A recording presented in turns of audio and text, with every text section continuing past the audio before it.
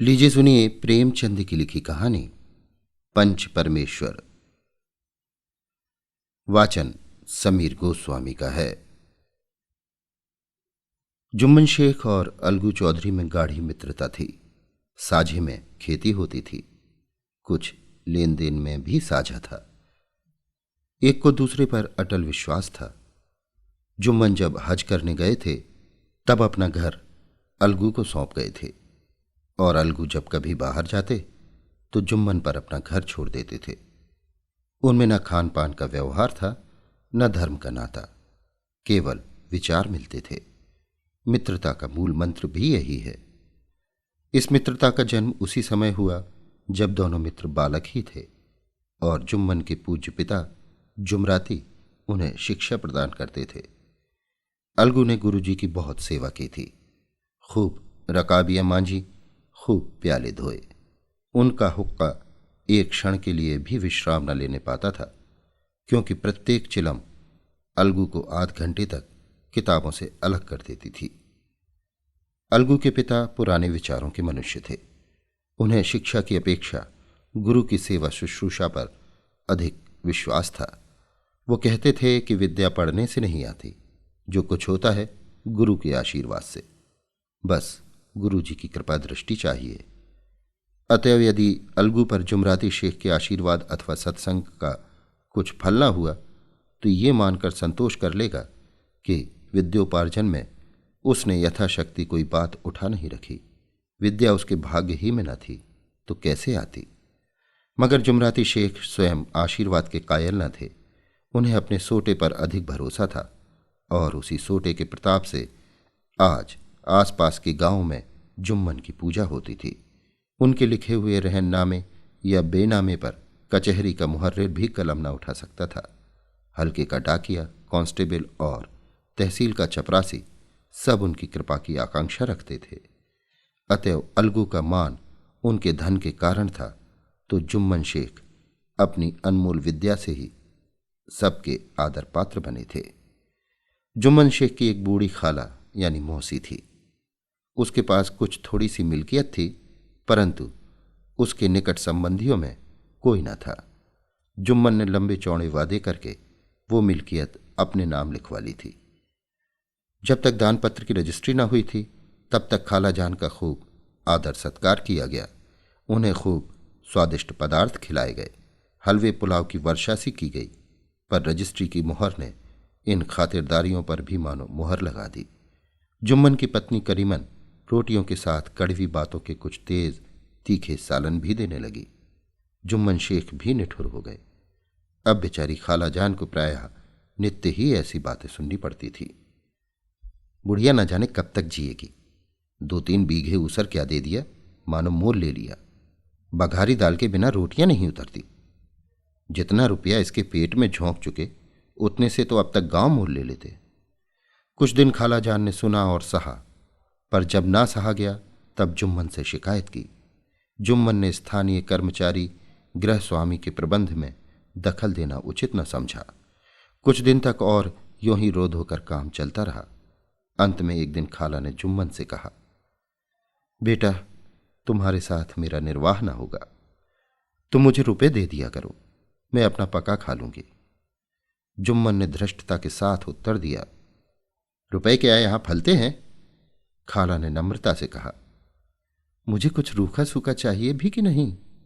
जुम्मन ने गंभीर स्वर से जवाब दिया, तो कोई ये थोड़ी ही समझा था कि तुम मौत से लड़कर आई हो। खाला बिगड़ गई। उन्होंने पंचायत करने की धमकी दी। जुम्मन हंसे, जिस तरह कोई शिकारी हिरन को जाल की तरफ जाते देखकर मन ही मन हंसता है। वो बोले, हाँ, जरूर पंचायत करो, फैसला हो जाए। मुझे भी ये रात दिन की खटखट पसंद नहीं। पंचायत में किसकी जीत होगी इस विषय में जुम्मन को कुछ भी संदेह न था। आसपास के गांवों में ऐसा कौन था जो उनके अनुग्रहों का ऋणी न हो? ऐसा कौन था जो उसको शत्रु बनाने का साहस कर सके? किसमें इतना बल था जो उसका सामना कर सके? आसमान के फरिश्ते तो पंचायत करने आवेंगे नहीं। इसके बाद कई दिन तक बूढ़ी खाला हाथ में एक लकड़ी लिए आसपास के गांव में दौड़ती रही। कमर झुककर कमान हो गई थी। एक एक पग चलना दूभर था, मगर बात आ पड़ी थी, उसका निर्णय करना जरूरी था। बिरला ही कोई आदमी होगा जिसके सामने बुढ़िया ने दुख के आंसू न बहाए हों। किसी ने तो यूं ही ऊपरी मन से हूं हां करके टाल दिया, और किसी ने इस अन्याय पर जमाने को गालियां दी। कहा, कब्र में पांव लटके हुए हैं, आज मरे कल दूसरा दिन, पर हवस नहीं मानती। अब तुम्हें क्या चाहिए? रोटी खाओ और अल्लाह का नाम लो। तुम्हें अब खेती बाड़ी से क्या काम है? कुछ ऐसे सज्जन भी थे जिन्हें हास्य रस के रसास्वादन का अच्छा अवसर मिला। झुकी हुई कमर, पोपला मुंह, सनके से बाल, इतनी सामग्री एकत्र हो तब हंसी क्यों ना आवे। ऐसे न्यायप्रिय, दयालु, दीन वत्सल पुरुष बहुत कम थे जिन्होंने उस अबला के दुखड़े को गौर से सुना हो और उसको सांत्वना दी हो। चारों ओर से घूम घाम कर बेचारी अलगू चौधरी के पास आई, लाठी पटक दी और दम लेकर बोली, बेटा तुम भी दम भर के लिए मेरी पंचायत में चले आना। अलगू, मुझे बुलाकर क्या करोगे? कई गांव के आदमी तो आवेंगे ही। खाला, अपनी विपत तो सबके आगे रो आई, अब आने ना आने का अख्तियार उनको है। अलगू, यूं आने को आ जाऊंगा मगर पंचायत में मुंह ना खोलूंगा। खाला, क्यों बेटा? अलगू, अब इसका क्या जवाब दूं? अपनी खुशी, जुम्मन मेरा पुराना मित्र है, उससे बिगाड़ नहीं कर सकता। खाला, बेटा क्या बिगाड़ के डर से ईमान की बात ना कहोगे? हमारे सोए हुए धर्म ज्ञान की सारी संपत्ति लुट जाए तो उसे खबर नहीं होती, परंतु ललकार सुनकर वो सचेत हो जाता है, फिर उसे कोई जीत नहीं सकता। अलगू इस सवाल का कोई उत्तर न दे सका, पर उसके हृदय में ये शब्द गूंज रहे थे, क्या बिगाड़ के डर से ईमान की बात न कहोगे? संध्या समय एक पेड़ के नीचे पंचायत बैठी। शेख जुम्मन ने पहले से ही फर्श बिछा रखा था। उन्होंने पान, इलायची, हुक्के, तंबाकू आदि का प्रबंध भी किया था। हाँ, वो स्वयं अलबत्ता अलगू चौधरी के साथ जरा दूर पर बैठे हुए थे। जब पंचायत में कोई आ जाता था तब दबे हुए सलाम से उसका स्वागत करते थे। जब सूर्य अस्त हो गया और चिड़ियों की कलरव युक्त पंचायत पेड़ों पर बैठी, तब यहां भी पंचायत शुरू हुई। फर्श की एक एक अंगुल जमीन भर गई, पर अधिकांश दर्शक ही थे। निमंत्रित महाशयों में से केवल वे ही लोग पधारे थे जिन्हें जुम्मन से अपनी कुछ कसर निकालनी थी। एक कोने में आग सुलग रही थी, नाइक ताबड़तोड़ चिलम भर रहा था। ये निर्णय करना असंभव था कि सुलगते हुए उपलों से अधिक धुआं निकलता था या चिलम के दमों से। लड़के इधर उधर दौड़ रहे थे, कोई आपस में गाली गलौज करते और कोई रोते थे। चारों तरफ कोलाहल मच रहा था। गांव के कुत्ते इस जमाव को भोज समझकर झुंड के झुंड जमा हो गए थे। पंच लोग बैठ गए तो बूढ़ी खाला ने उनसे विनती की, पंचो आज 3 साल हुए मैंने अपनी सारी जायदाद अपने भांजे जुम्मन के नाम लिख दी। इसे आप लोग जानते ही होंगे। जुम्मन ने तो मुझे ताहयात रोटी कपड़ा देना कबूल किया। साल भर तो मैंने इसके साथ रो धोकर काटा, पर अब रात दिन का रोना नहीं सहा जाता। मुझे न पेट की रोटी मिलती है न तन का कपड़ा। बेकस बेवा हूं, कचहरी दरबार नहीं कर सकती। तुम्हारे सिवा और किसको अपना दुख सुनाऊं? तुम लोग जो राह निकाल दो उसी राह पर चलूं। अगर मुझ में कोई ऐब देखो तो मेरे मुंह पर थप्पड़ मारो। जुम्मन में बुराई देखो तो उसे समझाओ क्यों एक बेकस की आह लेता है। मैं पंचों का हुक्म सिर माथे पर चढ़ाऊंगी। रामधन मिश्र, जिनके कई असामियों को जुम्मन ने अपने गांव में बसा लिया था, बोले, जुम्मन मियां, किसे पंच बदते हो? अभी से इसका निपटारा कर लो, फिर जो कुछ पंच कहेंगे वही मानना पड़ेगा। जुम्मन को इस समय सदस्यों में विशेषकर वे ही लोग दीख पड़े जिनसे किसी न किसी कारण उनका वैमनस्य था। जुम्मन बोले, पंचों का हुक्म अल्लाह का हुक्म है। खाला जान जिसे चाहें उसे बदें, मुझे कोई उज्र नहीं। खाला ने चिल्लाकर कहा, अरे अल्लाह के बंदे, पंचों का नाम क्यों नहीं बता देता? कुछ मुझे भी तो मालूम हो। जुम्मन ने क्रोध से कहा, इस वक्त मेरा मुंह ना खुलवाओ। तुम्हारी बन पड़ी है, जिसे चाहो पंच बदो। खालाजान जुम्मन के आक्षेप को समझ गईं। वो बोली, बेटा खुदा से डरो, पंच न किसी के दोस्त होते हैं न किसी के दुश्मन। कैसी बात कहते हो? और तुम्हारा किसी पर विश्वास ना हो तो जाने दो। अलगू चौधरी को तो मानते हो? लो, मैं उन्हीं को सरपंच बदती हूं। जुम्मन शेख आनंद से फूल उठे, परंतु भावों को छिपाकर बोले, अलगू ही सही, मेरे लिए जैसे रामधन वैसे अलगू। अलगू इस झमेले में फंसना नहीं चाहते थे। वे कन्नी काटने लगे। बोले, खाला तुम तो जानती हो कि मेरी जुम्मन से गाढ़ी दोस्ती है। खाला ने गंभीर स्वर में कहा, बेटा दोस्ती के लिए कोई अपना ईमान नहीं बेचता। पंच के दिल में खुदा बसता है। पंचों के मुंह से जो बात निकलती है वो खुदा की तरफ से निकलती है। अलगू चौधरी सरपंच हुए। रामधन मिश्र और जुम्मन के दूसरे विरोधियों ने बुढ़िया को मन में बहुत कोसा। अलगू चौधरी बोले, शेख जुम्मन, हम और तुम पुराने दोस्त हैं। जब काम पड़ा तुमने हमारी मदद की है और हम भी जो कुछ पन पड़ा तुम्हारी सेवा करते हैं। मगर इस समय तुम और बूढ़ी खाला दोनों हमारी निगाह में बराबर हो। तुमको पंचों से जो कुछ अर्ज करनी हो करो। जुम्मन को पूरा विश्वास था कि अब बाजी मेरी है। अलगू ये सब दिखावे की बातें कर रहा है, अतएव शांत चित्त होकर बोले, पंचो 3 साल हुए खाला जान ने अपनी जायदाद मेरे नाम हिब्बा कर दी थी। मैंने उन्हें ताहयात खाना कपड़ा देना कबूल किया था। खुदा गवाह है, आज तक मैंने खाला जान को कोई तकलीफ नहीं दी। मैं उन्हें अपनी मां के समान समझता हूं। उनकी खिदमत करना मेरा फर्ज है। मगर औरतों में जरा अनमन रहती है, उसमें मेरा क्या बस है। खाला जान मुझसे माहवार खर्च अलग मांगती है। जायदाद जितनी है वो पंचों से छिपी नहीं। उससे इतना मुनाफा नहीं होता कि माहवार खर्च दे सकूं। इसके अलावा हिब्बा नामे में माहवार खर्च का कोई जिक्र नहीं तो मैं भूल कर भी इस झमेले में न पड़ता। बस मुझे यही कहना है। आइंदा पंचों का अख्तियार है, जो फैसला चाहे करें।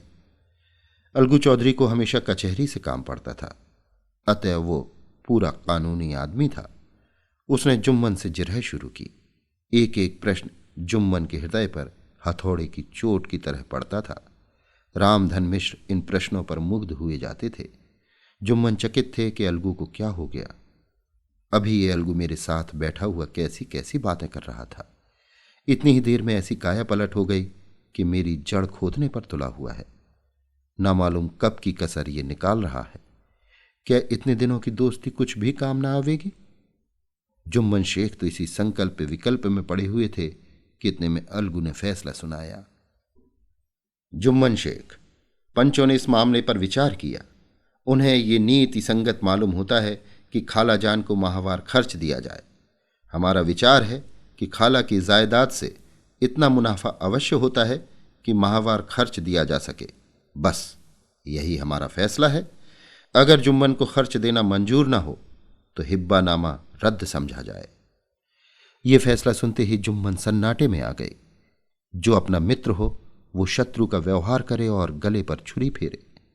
इसे समय के हेर फेर के सिवा और क्या कहें। जिस पर पूरा भरोसा था उसने समय पड़ने पर धोखा दिया।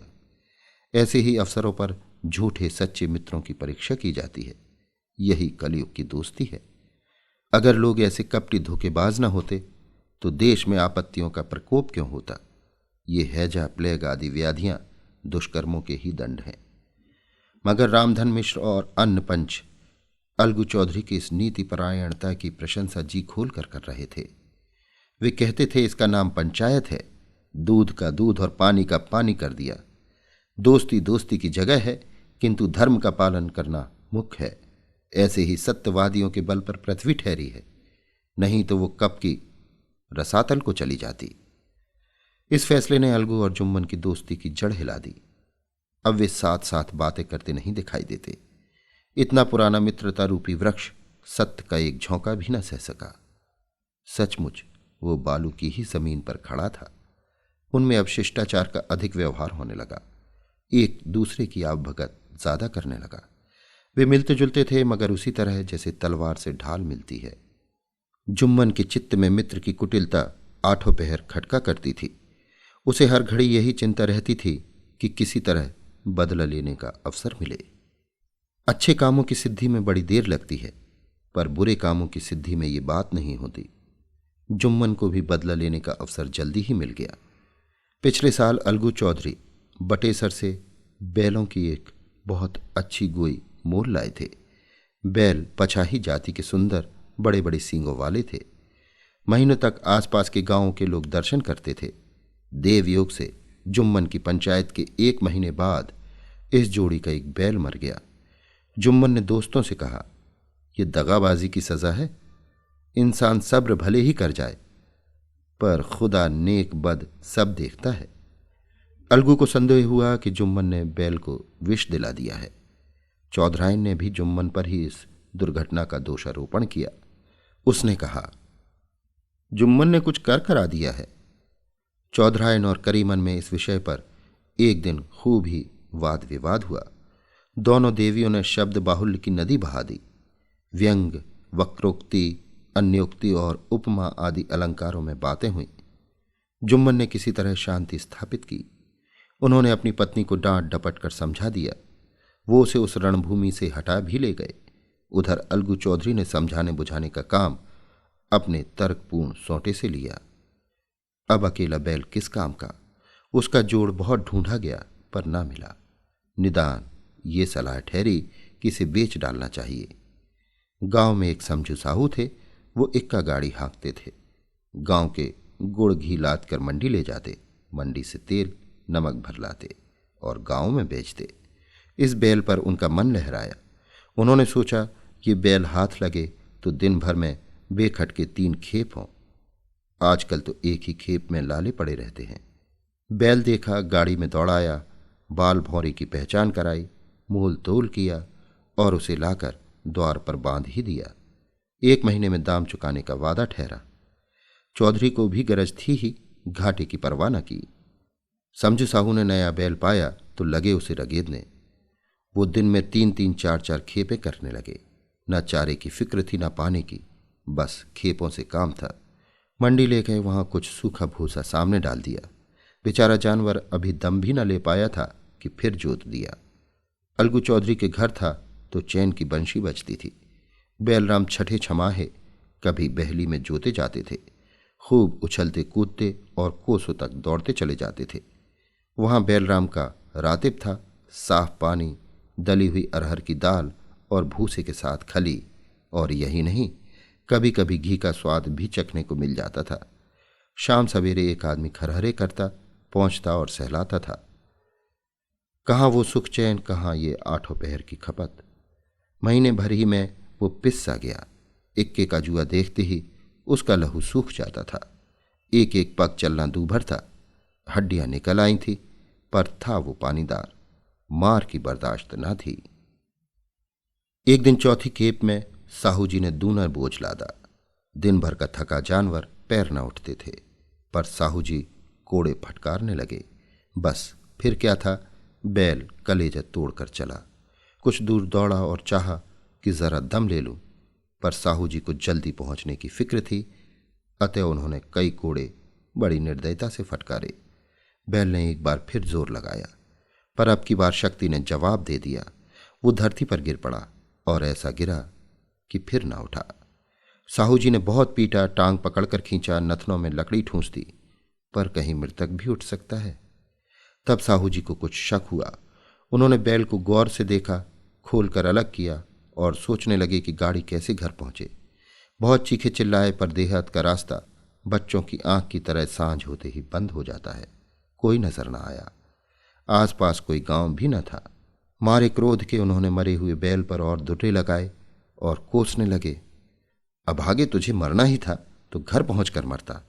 ससुरा बीच रास्ते ही में मर गया, अब गाड़ी कौन खींचे। इस तरह साहू जी खूब जले भुने। कई बोरे गुड़ और कई पीपे घी उन्होंने बेचे थे। 200-250 रुपये कमर में बंधे थे।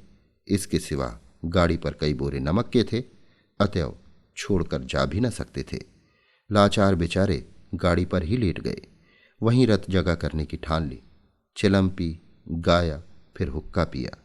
इस तरह साहू जी आधी रात तक नींद को बहलाते रहे।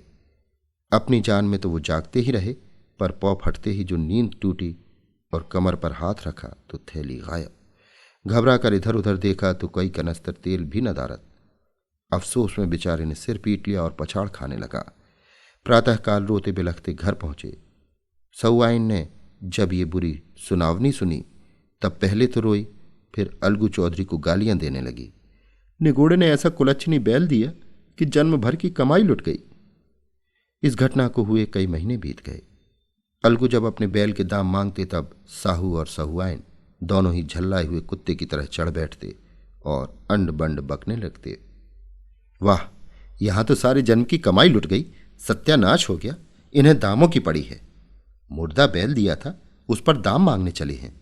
आंखों में धूल झोंक दी, सत्यानाशी बैल गले बांध दिया, हमें निरा पोंगा ही समझ लिया है। हम भी बनिए के बच्चे हैं, ऐसे बुद्धू कहीं और होंगे। पहले जाकर किसी गड्ढे में मुंह धोआओ, तब दाम लेना। ना जी मानता हो तो हमारा बैल खोल ले जाओ, महीना भर के बदले 2 महीना जोत लो, और क्या लोगे। चौधरी के अशुभ चिंतकों की कमी न थी। ऐसे अवसरों पर वे भी एकत्र हो जाते और साहू जी के बर्राने की पुष्टि करते, परंतु 150 रुपये से इस तरह हाथ धो लेना आसान न था। एक बार वो भी गर्म पड़े। साहू जी बिगड़कर लाठी ढूंढने घर में चले गए। अब सहुआइन ने मैदान लिया। प्रश्नोत्तर होते होते हाथापाई की नौबत आ पहुंची। सहुआइन ने घर में घुसकर किवाड़ बंद कर लिए। शोरगुल सुनकर गांव के भले मानस जमा हो गए। उन्होंने दोनों को समझाया, साहू जी को दिलासा देकर घर से निकाला। वो परामर्श देने लगे कि इस तरह काम न चलेगा, पंचायत कर लो, जो कुछ तय हो जाए उसे स्वीकार कर लो। साहू जी राजी हो गए। अलगू ने भी हामी भर ली। पंचायत की तैयारियां होने लगीं। दोनों पक्षों ने अपने अपने दल बनाने शुरू किए। इसके बाद तीसरे दिन उसी वृक्ष के नीचे पंचायत बैठी। वही संध्या का समय था। खेतों में कौवे पंचायत कर रहे थे। विवादग्रस्त विषय था ये कि मटर की फलियों पर उनका कोई स्वत्व है या नहीं, और जब तक ये प्रश्न हल न हो जाए तब तक वे रखवाले की पुकार पर अपनी अप्रसन्नता प्रकट करना आवश्यक समझते थे। पेड़ की डालियों पर बैठी शुक मंडली में ये प्रश्न छिड़ा हुआ था कि मनुष्यों को उन्हें बेमुरव्वत करने का क्या अधिकार है, जब उन्हें स्वयं अपने मित्रों से दगा करने में भी संकोच नहीं होता। पंचायत बैठ गई तो रामधन मिश्र ने कहा, अब देरी क्या है, पंचों का चुनाव हो जाना चाहिए। बोलो चौधरी, किस किस को पंच बदते हो। अलगू ने दीन भाव से कहा, समझू साहू ही चुन ले। समझू खड़े हुए और कड़क कर बोले, मेरी ओर से जुम्मन शेख। जुम्मन का नाम सुनते ही अलगू चौधरी का कलेजा धक धक करने लगा, मानो किसी ने अचानक थप्पड़ मार दिया हो। रामधन अलगू के मित्र थे, वो बात को ताड़ गए। पूछा, क्यों चौधरी, तुम्हें कोई उज्र तो नहीं। चौधरी ने निराश होकर कहा, नहीं, मुझे क्या उज्र होगा। अपने उत्तरदायित्व का ज्ञान बहुधा हमारे संकुचित व्यवहारों का सुधारक होता है। जब हम राह भूलकर भटकने लगते हैं तब यही ज्ञान हमारा विश्वसनीय पथ प्रदर्शक बन जाता है। पत्र संपादक अपनी शांति कुटी में बैठा हुआ कितनी धृष्टता और स्वतंत्रता के साथ अपनी प्रबल लेखनी से मंत्रिमंडल पर आक्रमण करता है, परंतु ऐसे अवसर आते हैं जब वो स्वयं मंत्रिमंडल में सम्मिलित होता है। मंडल के भवन में पग धरते ही उसकी लेखनी कितनी मर्मज्ञ, कितनी विचारशील, कितनी न्यायपरायण हो जाती है। इसका कारण उत्तरदायित्व का ज्ञान है। नवयुवक युवावस्था में कितना उद्दंड रहता है। माता पिता उसकी ओर से कितने चिंतित रहते हैं। वे उसे कुल कलंक समझते हैं, परंतु थोड़े ही समय में परिवार का बोझ सिर पर पड़ते ही वो अव्यवस्थित चित्त उन्मत्त युवक कितना धैर्यशील, कैसा शांत चित्त हो जाता है। ये भी उत्तरदायित्व के ज्ञान का फल है। जुम्मन शेख के मन में भी सरपंच का उच्च स्थान ग्रहण करते ही अपनी जिम्मेदारी का भाव पैदा हुआ।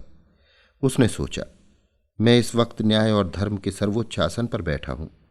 मेरे मुंह से इस समय जो कुछ निकलेगा वो देववाणी के सदृश्य है, और देववाणी में मेरे मनोविकारों का कदापि समावेश न होना चाहिए। मुझे सत्य से जौ भर भी टलना उचित नहीं। पंचों ने दोनों पक्षों से सवाल जवाब करने शुरू किए। बहुत देर तक दोनों दल अपने अपने पक्ष का समर्थन करते रहे। इस विषय में तो सब सहमत थे कि समझू को बैल का मूल्य देना चाहिए, परंतु दो महाशय इस कारण रियासत करना चाहते थे कि बैल के मर जाने से समझू को हानि हुई। इसके प्रतिकूल दो सभ्य मूल के अतिरिक्त समझू को दंड भी देना चाहते थे, जिससे फिर किसी को पशुओं के साथ ऐसी निर्दयता करने का साहस न हो। अंत में जुम्मन ने फैसला सुनाया। अलगू चौधरी और समझू साहू, पंचों ने तुम्हारे मामले पर अच्छी तरह विचार किया। समझू को उचित है कि बैल का पूरा दाम दे। जिस वक्त उन्होंने बैल लिया उसे कोई बीमारी न थी। अगर उसी समय दाम दे दिए जाते तो आज समझू से फिर लेने का आग्रह न करते।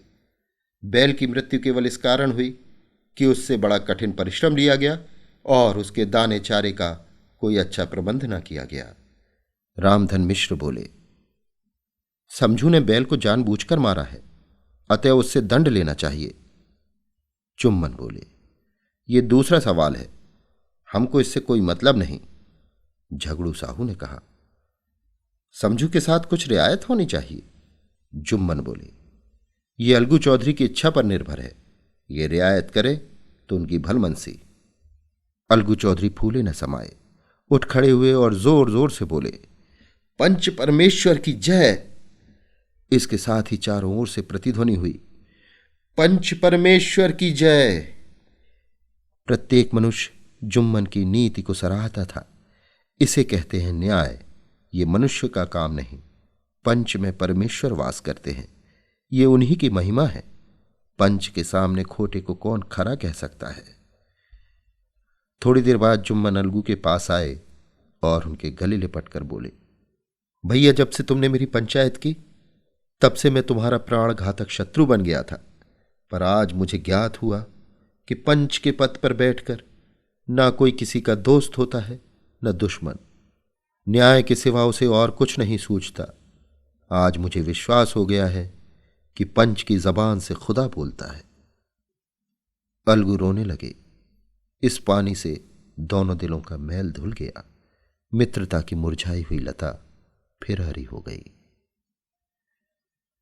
अभी आप सुन रहे थे प्रेमचंद की लिखी कहानी पंच परमेश्वर। वाचन समीर गोस्वामी का था।